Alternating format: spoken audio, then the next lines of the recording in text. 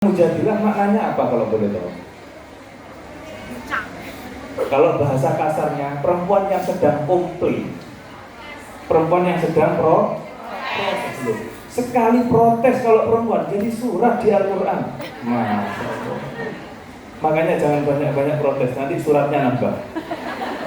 Sudah ada surat An-Nisa, ada surat Al-Mujadilah atau surat Al-Mujadilah. Jadi kalau ibu-ibu lagi marah, itu Allah langsung dengar. Malaikat goreng semua. Ono apa ini ibu? Ya. Kok langit sedang goncang? Ternyata ibu-ibu sedang komplain. Makanya Pak Edi, ya begitulah nasibnya. Ya.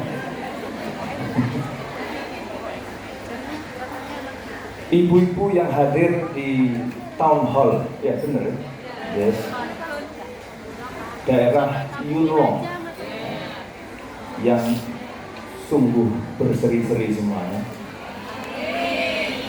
Ya karena nggak ada bapaknya ya, semuanya itu. Dari semua kalangan, dari semua badan otonom yang hadir, ini saya lihat ada muslimat yang sudah muslimat, ada muslimat yang seharusnya masih fatayat. Ada juga fatayat yang seharusnya sudah pindah ke muslimat. Mudah-mudahan paham ya.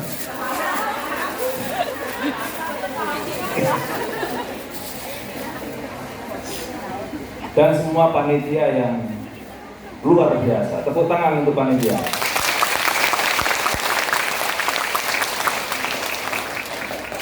Bu, kita di sini mau ngapain? Gak bosan dengan ngaji terus? Saya di sini dipeseni Pak Karno. Pokoknya nyenengin jenengan. Berarti kita di sini untuk bahagia. Sepakat?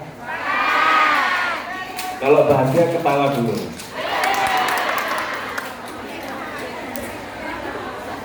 Ngomong-ngomong tentang bahagia, karena ini memang temanya bahagia. Jadi raih kemenangan Idul Adha dengan kebahagiaan. Ibu-ibu tahu nggak bahagia itu apa? Definisi bahagia itu apa? Bahagia itu apa ya? Kalau saya boleh mendefinisikan, ini jadi ada sersan lah, serius tapi santai gitu ya. Mengalir aja, mengalir. Jangan wis keseriusan, terus guyon lidia terus ya, tak turunkan lagi tensinya. Biar nggak naik terus tensinya. Bahaya. Nanti muncul surat Al-Mujadalah 2. Bahagia itu, kalau saya boleh bertanya kepada jenengan, bahagia itu berhubungan dengan barang atau rasa? Bahagia itu berhubungan dengan sepakat? Kalau sudah sepakat, enak. Sudah bahagia? Ya berarti kita bisa selesai sebenarnya. Ini kan tujuannya untuk membuat Anda bahagia. Ini Bapak Ibu, kalau Anda mau lebih serius baca tentang kebahagiaan, ada banyak buku, ya. Ada juga buku berbahasa Inggris dan mungkin juga sudah ada yang diterjemahkan ke bahasa Indonesia, Happier judulnya. Mungkin di Hong Kong ini gampang cari. Buku berjudul Happier. Saya yang nulis lupa karena juga belum kenalan. Pokoknya saya ingat judulnya, Happier. Tapi yang bisa saya simpulkan sedikit tentang bahagia adalah benar bahagia itu tentang rasa, bukan tentang memiliki sesuatu. Makanya orang kalau mengukur kebahagiaannya dengan barang, dia tidak akan puas dengan yang dia miliki. Ini sudah jadi rumus kebahagiaan. Makanya orang itu kadang dalam hidupnya tidak menemukan kebahagiaan padahal dia sehari-hari kerja keras, payah, susah untuk mengejar kebahagiaan. Kenapa dia tidak pernah menemukan kebahagiaan? Karena dia salah memahami definisi dari bahagia.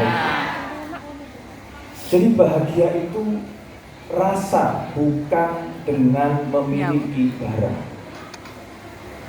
Oleh karena itu Rasul kita Muhammad Sallallahu Alaihi Wasallam tadi sudah dibacakan sholawat sama grup sholawat apa boleh kan? Al-Karimah, ranting NU Al-Karimah, Masya Allah, karimah-karimah semua. Ya, tadi sudah dibacakan sholawat. Inilah enaknya kalau ngaji bersama NU. Sebelum mulai sudah diberi sholawat. Itu seperti air yang menyirami hati yang sedang panas. Ya. Bukan hanya tubuh yang sedang panas, tapi hati yang sedang panas. Kalau disiram dengan sholawat itu langsung nyes. Ini puasa-puasa ngomong nyes ini nggak bahaya ya? Gue mokel. Ya. Ini Rasulullah Shallallahu Alaihi Wasallam berpesan begini kepada kita, memberi resep tentang bahagia. Manusia itu, kalaupun dia memiliki satu gunung emas, tahu emas bu? Bukan cuma 1 gram, 2 gram, sak gunung. Ini di Hongkong ini banyak gunung kan? Kalaupun semua itu jadi emas, manusia tidak akan puas. Kalaupun dia punya 2, punya 3, punya 4 gunung emas, tetap manusia tidak akan puas. Kapan puasnya? Selama manusia masih makan nasi, dia tidak akan pernah puas. Dia akan puas kalau sudah makan tanah. Amin Allahumma. Amin. Tuh, pengen mati ya men. Makan tanah itu maksudnya apa? Mati. Jadi manusia tidak akan pernah puas sampai mulutnya tertutup tanah. Makanya orang kalau mengukur kebahagiaan dengan barang, percayalah, bahagianya sementara dan setelah itu semu. Kalau agak kasar sedikit, bahagia yang diukur dengan barang itu hanya sekedar efek kakus. Efek kakus. Jenengan masuk kakus, masuk WC. Masuk pertama, tapi 5 menit setelah itu biasa. Iya bunda. Ini ilmiah. Jadi juga dikatakan di buku Happier itu. Jadi happiness itu kalau kita ukurnya dengan barang, percayalah, awalnya wow, setelah itu biasa. Anda yang pengen ganti HP iPhone 19 sudah keluar? Belum ya? Wah pengen sampai nggak bisa tidur, sampai ngantri. Ya coba lihat dulu, kan orang-orang di Hongkong paling sergap itu kalau ngantri teknologi terbaru. Ada barang baru langsung ngantri. Kenapa kok ngantri itu? Kenapa nggak nunggu seminggu, sebulan setelahnya? Kan nggak ngantri. Karena menurut dia kebahagiaan itu punya paling awal, punya paling pertama, itu akan bahagia dan bisa beli. Sekarang coba lihat, setelah mereka antri lama itu, seminggu setelah itu masih senyum apa merengut? Padahal awal dia dapat HP ini, wah senengnya minta ampun. Tapi setelah seminggu, ya sudah nggak ada apa-apa lagi. Itulah kebahagiaan yang semu Bapak Ibu. Jadi kalau kita ukur kebahagiaan itu dengan barang, percayalah, tidak akan pernah menemukan kepuasan. Tidak ada kata sempurna dalam kebahagiaan kalau diukur dengan barang. Tidak ada kata sempurna. Tidak ada kata wis cukup sakmene ae, enggak akan ada. Oleh karena itu saya sangat senang sekali kalau panjenengan ini menjawab kebahagiaan itu hubungannya dengan rasa. Rasa itu Bapak Ibu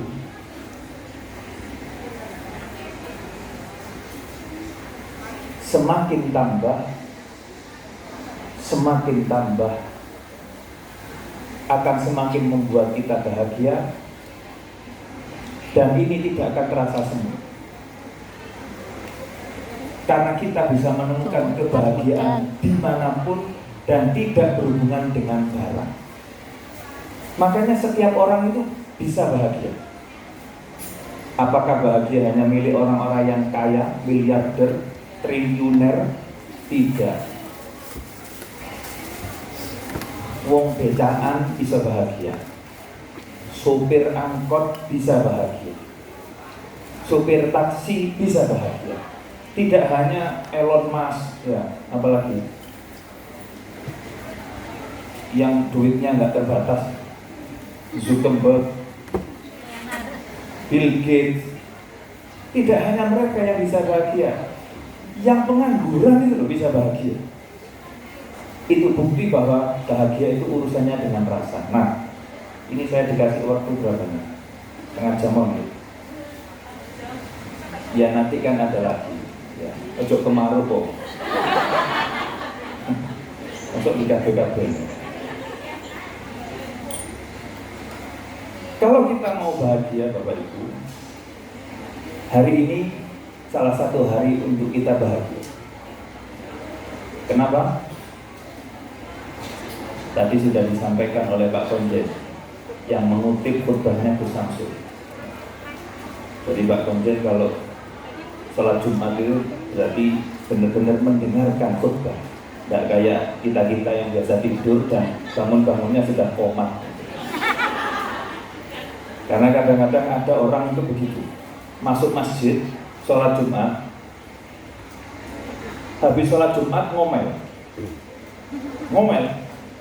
Apa sholat Jumat kok nggak ada khutbahnya? Kata temannya, bukan masjidnya yang nggak ada khutbahnya, kamu tidur sebelum khutbah, bangun pas komat. Ya pantas saja masjid dianggap tidak ada khutbahnya. Ya ada di sini orangnya. Wongnya teko.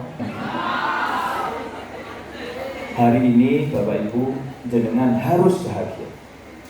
Selain karena liburan bisa ke sini, kita hari ini di hari yang sangat istimewa. Sangatnya bukan satu kali, 3 kali. Mungkin kalau kita ulang 5-9 kali boleh. Karena hari ini disebut sebagai hari paling mulia dalam setahun, yaitu hari Arafah.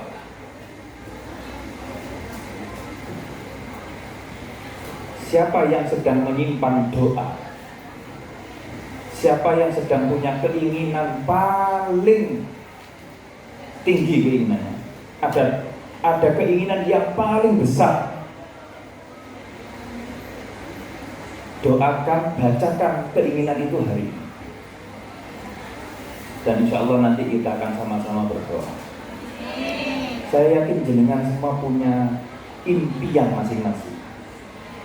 Kalau mimpi jangan yang biasa, yang tinggi, yang mustahil, sampai kita itu takut untuk bermimpi.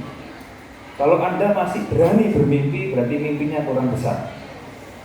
Tapi kalau sudah mulai takut bermimpi, berarti mimpinya sudah mulai besar. Apa yang menurut Anda sulit Anda capai, tapi Anda inginkan,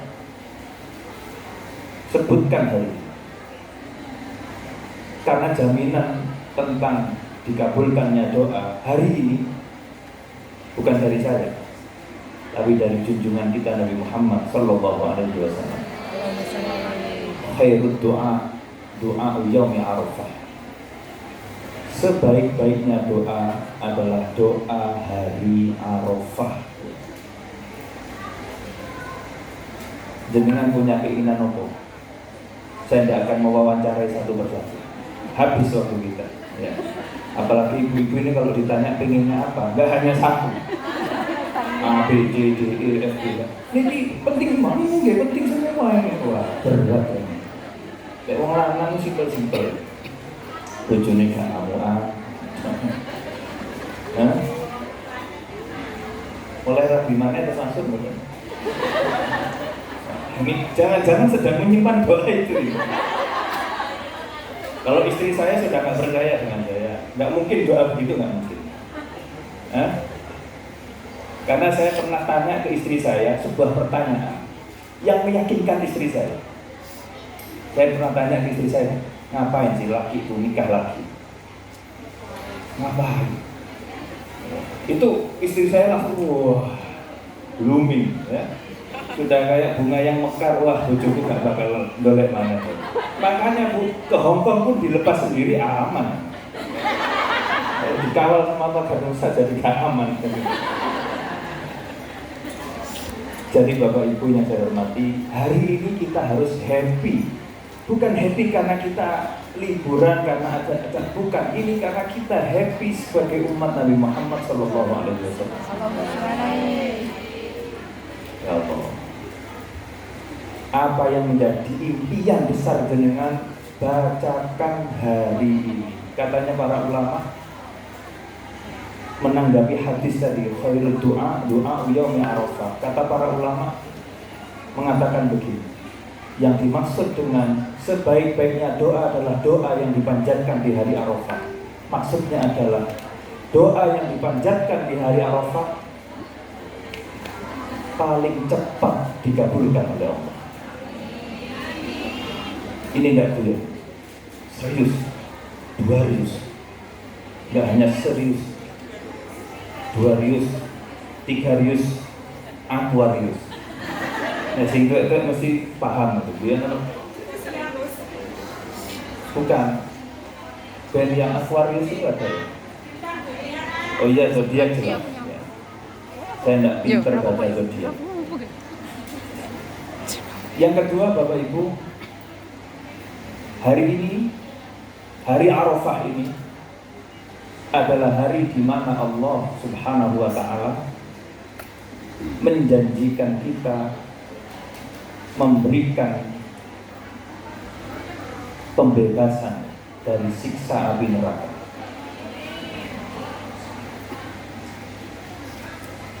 Jenengan lek ditawari, kowe pilih pelbundi neraka apa pinggirane surga? Ayo ini bahasa kan surga pinggirane. Sing penting mboten mlebu. Hari ini Allah Subhanahu wa Ta'ala memberikan napa namanya pembebasan itu bahasa intelek itu Bapak Konjen. Apa bahasa pembebasan itu? Bukan hanya remisi. Ya. Pembebasan yang kuotanya ini paling banyak di antara hari-hari dalam setahun, bahkan dibandingkan dengan kuota di bulan Ramadan. Jadi kalau di bulan Ramadan 10 hari terakhir itu Allah memberikan pembebasan kepada hamba-hambanya dari siksa neraka. Di hari ini, di satu hari ini, jumlah kuota pembebasan yang diberikan oleh Allah lebih banyak daripada bulan Ramadan. Mudah-mudahan kita semua, keluarga kita semua, anak-anak kita, orang tua kita, pasangan kita, saudara-saudara kita, orang-orang yang baik kepada kita dan yang tidak baik kepada kita, dijadikan orang-orang yang bebas dari siksa neraka. Amin. Kalau mendoakan jangan kepada yang baik saja, yang tidak baik doakan. Bisa jadi dia nanti nggak ngerti, tiba-tiba kok aku sama Bu Swargo keplaken gak sih, itu aku biasanya. Kok nggak ngerti, itu aku biasanya. Karena begini, urusan doa ini saya harus sampaikan sedikit. Urusan doa ini dasar. Doa itu kalau diucapkan oleh seseorang untuk orang lain dan orang lain itu tidak tahu kita sedang mendoakan, doa ini tembus. Doa ini akan tembus. Yang mengamini langsung malaikat, dan malaikat tidak hanya mengamini tapi juga mengatakan doa itu akan kembali kepadamu juga. Jadi kepada yang mendoakan. Makanya ketika saya pernah ditanya oleh seseorang, Gus gimana caranya ingin cepat naik haji, ini kan bulan haji. Saya katakan begini, haji itu tidak lihat potongan. Ini potongan iso haji, potongan nggak iso, tidak ada. Potongan Bu, potongan ini